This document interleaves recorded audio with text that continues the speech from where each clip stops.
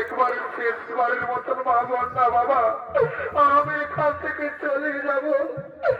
তোর মাটাকে আমার প্রাণটুকু জোড়াবো বাবা। একবার ভাবন না বাবা, একবার ভাবন। এই নিষ্ঠুর বিধাতা, হে দয়াল হরি, আমি কি দোষ করেছিলাম তোমার চরণে ঠাকুর? আজ নিজের পেটের ছেলে, নিজের গর্ভধারিণী মাকে চিনতে পারছে না দয়াময়। তুমি কেন আমাকে মানব জনম দিলে ঠাকুর? কেন কেন কেন? পাখি দাদা দয়া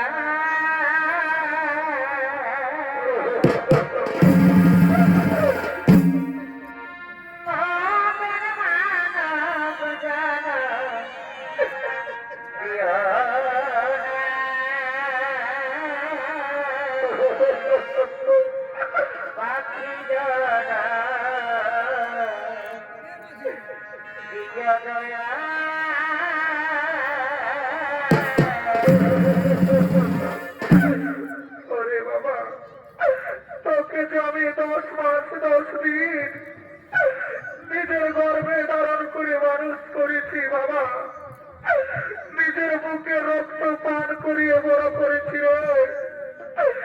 আর তুই আজ নিজের গর্ভধারী মাকে চিনতে পারলি না বাবা, তুই নিজের বৃদ্ধ মা বাবাকে চিনতে পারলি না রে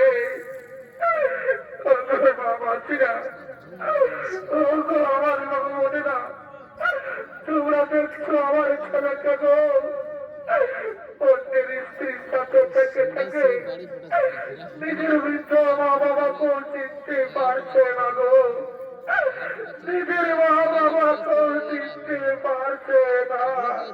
ব্রাহ্মণী, তুমি কেবল আমরা বলি, এ ওদের দোষ নয় ব্রাহ্মণী, এটা আমাদের কপালেই লেখা ছিল।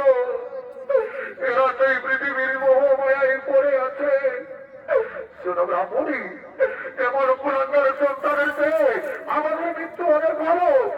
তাই চলো ব্রাহ্মণী, তুমি আর কেন না, তুমি নয়নের জন্য বুঝে ফেলো।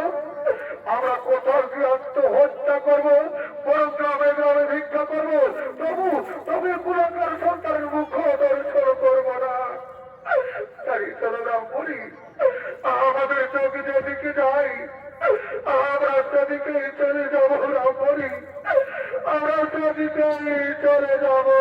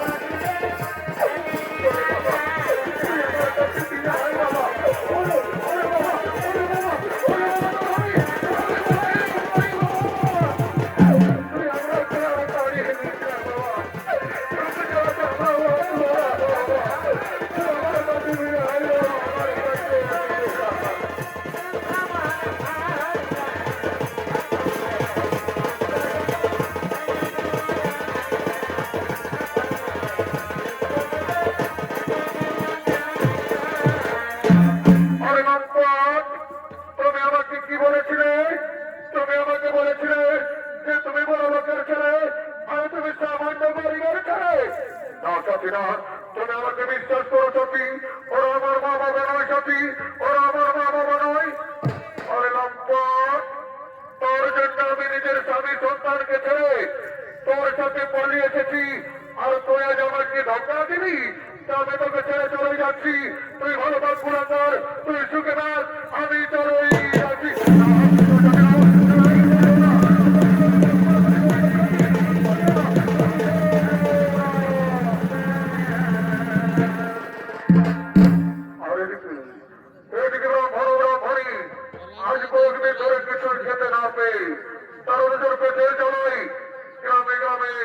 ভিক্ষা করতে করতে আগমন করছে।